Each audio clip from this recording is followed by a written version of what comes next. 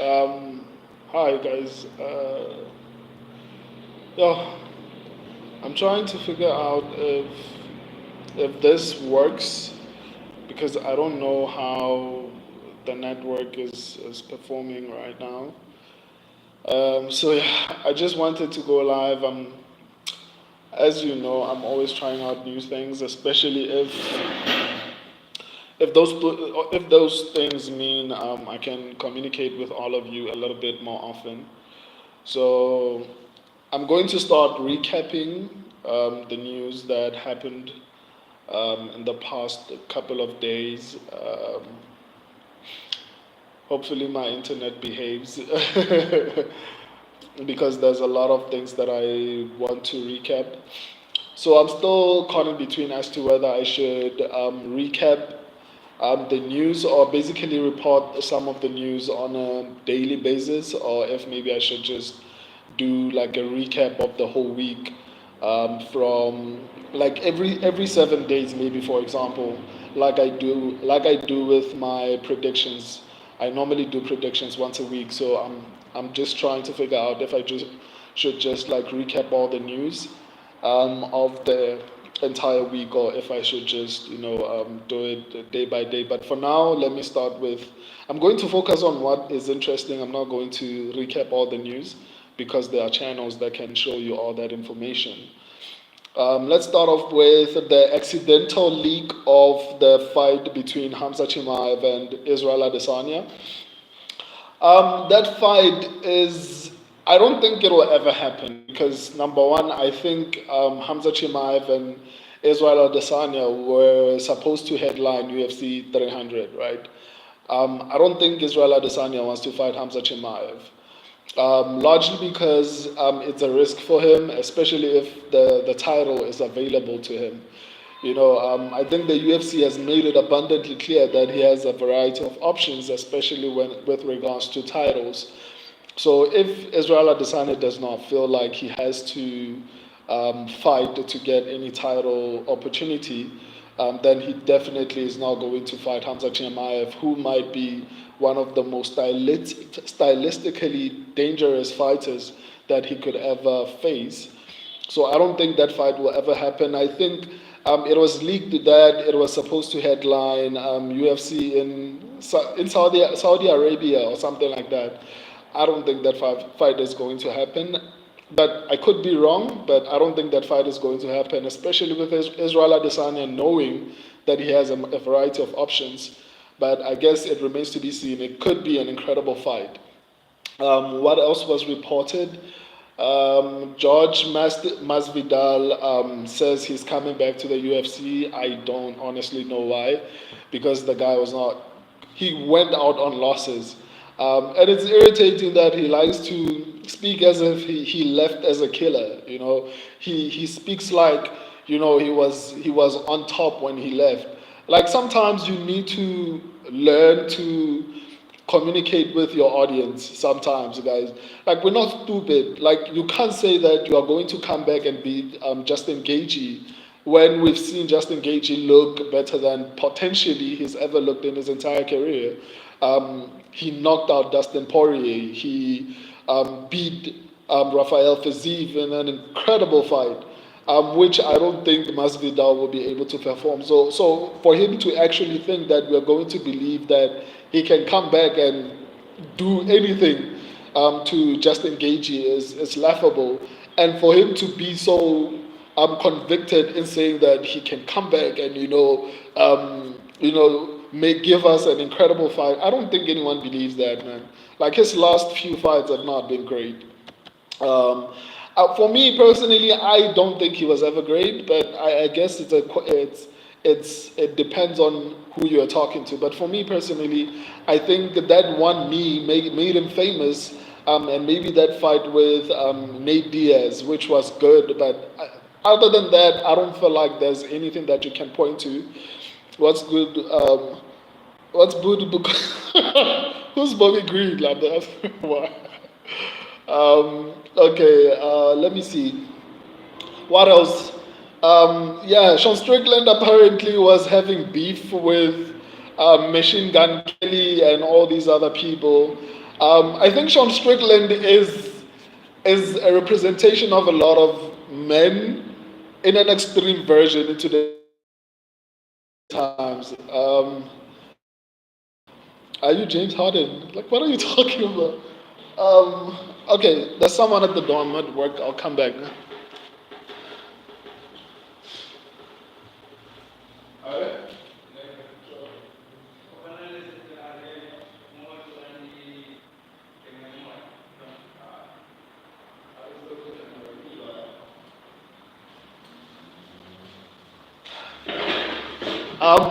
Apologies. Um, I should close the office right now because it's closing hours. Like people are busy disturbing me. So as I was saying, um, Sean Strickland, I feel like he's a representation of a lot of men and how we feel. A lot of men feel. Let me not say just me, but like a large proportion of dudes. But because of the world in today's times, like there are certain things that most people cannot say. I think that's why Sean Strickland is so popular, is because he says things that a lot of people are thinking, but especially today are afraid to say because it's easy to get in trouble, you know. So even me saying this in this particular fashion, as if I support Sean Strickland, can get you into trouble, you know. So I think Sean Strickland could be extremely impactful if he lowers down his rage and maybe somehow finds a way to actually say what he's saying without being overly emotional. Like, but I love Sean Strickland.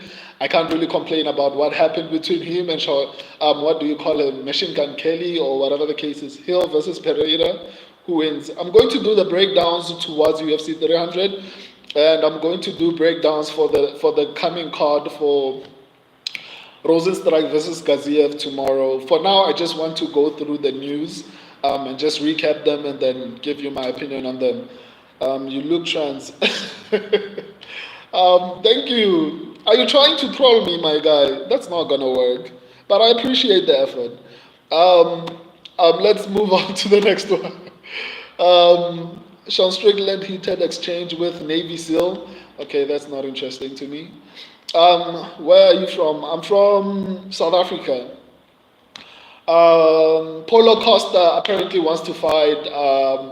What do you call him? Kamaru Usman. For me, that fight, I don't know. I prefer Kamaru Usman versus what do you call him? Robert Whittaker. That's the more interesting fight for me, as opposed to Paulo Costa. I mean, I think it's an easy win for Kamaru Usman because he can just take him down. And personally, I feel like Kamaru Usman is the better striker. So I think it's an easy win. That's why I don't feel like it's interesting. Um, I'm not trans. I'm not gay. Like, I don't know why you're asking me that, Mike. I don't think I'll respond to you because you're disturbing my stream. I like girls, dude. So stop asking me that question. On to the next one. But as I was saying about Kamaru Usman and what do you call him, Sean Strickland, I feel like that's that. What do you call it, Robert Whittaker and Kamaru Usman? That's the more interesting fight as opposed to Paulo Costa and Kamaru Usman. But I'm not. I wouldn't be mad at that. It's a nice win for Kamaru. So yeah. What were Paulo Costa? Oh, Garcia. Garcia apparently is saying that he's willing to fight Sean O'Malley in the UFC, which which is crazy because I don't think he's going to, unless maybe he might surprise us and maybe he's been training MMA for a while and I'm just underestimating him. But I don't think that's a good idea. You know, you should just stick to boxing. But you know what? Some MMA fighters like Francis Ngannou, Conor McGregor. I don't know if I should count Tyrone Woodley and Ben Askren because they humiliated the sport. Anderson Silva. have transitioned to MMA, so it's refreshing to find a boxer that's interested to actually cross over into MMA. But I don't think they're going to do that well because the reason why MMA fighters are somewhat able to cross over to boxing is because MMA obviously encompasses striking, which includes boxing. So it's a little bit easier because you are doing it as part of your training. Whereas boxers don't have to do any grappling for as part of their training for matches, and grappling is not something that you can learn within a few days or months. It takes a bit of time. So takedown defense is gonna be really difficult for him to learn, and because of that, it's gonna be easy for Sean O'Malley to win that fight. But it's interesting. But I don't think he wins that fight. On to the next one. Ilia Topuria wants to fight Habib and Islam Makhachev. This one is crazy to me because I don't agree with the fact that people who just won their titles, people like Ilia Topuria and Sean O'Malley, even though I predicted that both of them winning fights. I don't agree with them moving up because I think I've made this point before. I think it's not interesting, like there's no excitement behind those fights because those people haven't done anything. You've just won the title, you haven't defended it, and there's still fights that we want to see within your division. Don't just try to match up against each other, and ultimately we end up with a champion that will forever be less than the next person. Can Khamzat Chimaev become a champion? What do you think? 100%. In multiple divisions, I think his biggest issue is potentially cardio. But as far as talent, I think he's massively talented and he needs to work on his striking defense because I think if he's not able to take the fight to the ground, he struggles a bit. I think, especially in all his fights that I've seen that went the distance, which is basically with Gilbert Burns and Kamaru Usman. In both those fights, he struggled with defense. So I think if he can work a little bit on his striking defense, but with the Kamaru Usman fight, I can maybe excuse him because he had an injury in his hand. So I don't know if maybe he had improved, just that the injury affected his ability to strike. So I guess we'll be able to tell the next time we are able to see him strike. But as far as him becoming a champion, I think he can actually beat Leon Edwards if he was actually to match up with Leon Edwards. I think he can beat Dricus du Plessis. I think he can beat Alex Pereira. So I genuinely think he can actually become a champion. But yeah, I don't think, back to Ilia Topuria wanting to fight Habib and Islam Makhachev. Number one, I don't think Islam Makhachev should take this fight because there are a lot of interesting fights. Well, not interesting, but I think he needs to defend the belt in his division. And number two, it does nothing for his legacy. If he defends against Ilia Topuria and maybe one or two lightweights, his legacy, because I think he's going to be close to retiring, maybe he has 4 more fights in him, Islam Makhachev, or maybe 5 at most, and then I'm assuming he's going to eventually retire after that. I don't think he's going to have a long career. So I don't think it does anything for his legacy, so I don't see why he should be taking that fight. So I honestly don't want to see that particular fight happening, not just yet. Because on one hand, if Ilia gets knocked out, it'll be said, oh my God, what do you call him? Islam is busy fighting 145ers, so it does nothing for him. And if he loses, it's like, oh, he lost to a 145. Like, there's nothing for him to gain from fighting Ilia, so I don't think he should fight him. Francis Ngannou and John Jones met again, and they went back and forth as usual. It's sad because at this point, even if the fight happens, I think they're both past their primes, in my opinion. Obviously, Francis Ngannou is I think a little bit, both of them are different athletes. The fight would still be interesting, but it wouldn't be the same if they had fought maybe 3 years ago. it would have been significantly more interesting because they would have still been in their prime. Because now I think both of them are approaching 37 this year. So I don't think it's going to be as interesting. But I guess we'll just have to wait and see how it works out. But I don't know. I don't even know if it's going to happen. John Jones seems to think that the fight might happen, but I don't see that fight happening because the UFC has him in a contract, and even if he decides to retire, I don't think the contract will allow him to go perform somewhere else while he still has a contract with the UFC, unless they decide to spar professionally or maybe do an exhibition match, which I would assume his contract would precludes maybe. What else? What else? What else? Oh, I forgot to mention the Habib thing. I think Ilia should just maybe fight next. In my opinion, who should be next is Evloev, which I think would be an interesting fight because both fighters are undefeated. So I think it'll be an exciting fight. I think who else should be next? Yeah, but I think that the most Volkanovski, for me, that fight does not excite me because number one, there's a high probability Volkanovski is going to be knocked out again, and even if he doesn't get knocked out, most likely he's going to win via decision. I don't know if he can finish Ilia Topuria. If he's going to win, it's probably going to be via decision. So I don't honestly know if I want to see that particular fight happen again. Max Holloway is interesting, but I'm assuming if he beats Justin Gaethje, they will be talking about him fighting Islam Makhachev next. I don't think he's going to come back at 145 anytime soon, especially hearing how Brian Ortega and Max Holloway are speaking about Volkanovski, because both of them seemingly agree that Volkanovski should be getting the next title shot, which is crazy to me. But hey, what can we say?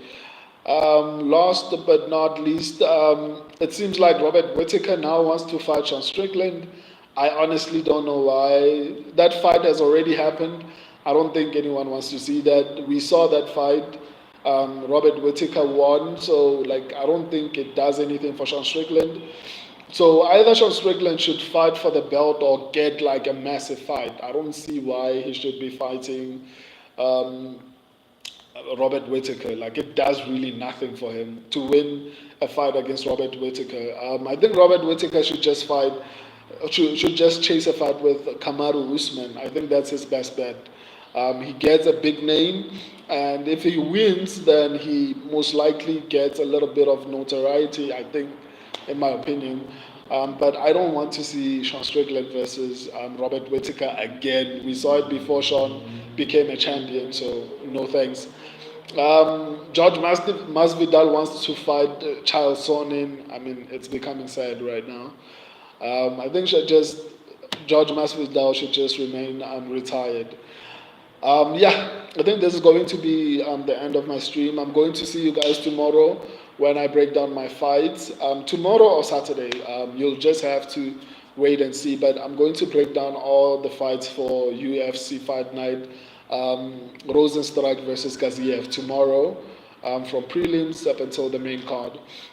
And UFC 299 is coming next week. The votes, if you want to vote and be part of the prediction process, go to the channel section, the community section of the channel, to vote for who you think is going to win. The votes will be posted into a video on Saturday. If you follow the channel, if you're a subscriber, I think you already know this. I'm just basically speaking to people who are not subscribed to the channel. See you tomorrow, guys. Let me reply to this guy, even though he's basically been trolling me, I think. What's wrong? No, nothing's wrong, my guy, but like asking me if I'm trans, like I'm not trans. Like, can't you see that? Like, I don't know what you're saying that makes you think I'm gay or trans. What's wrong? I wasn't rude. You were not rude, but like, you can't be asking me those type of questions. What if Mighty Mouse was? I don't know. I don't like dealing with what if scenarios. Mighty Mouse or John Jones, I don't know. Like at this point, I don't know. But I think John Jones would probably win. Can Hamza Chimaev? Okay, I already answered this question. If CCC was Triple C, okay, was a trans fighter. Why are you so obsessed with the trans people, dude? Like why what's with these trans questions? Like I don't know, guy. Like, dude, I'm not part of the LGBTQI community, so I don't know why you're asking me these questions. I honestly don't care what was transgender or what. Like, it doesn't have anything to do with me.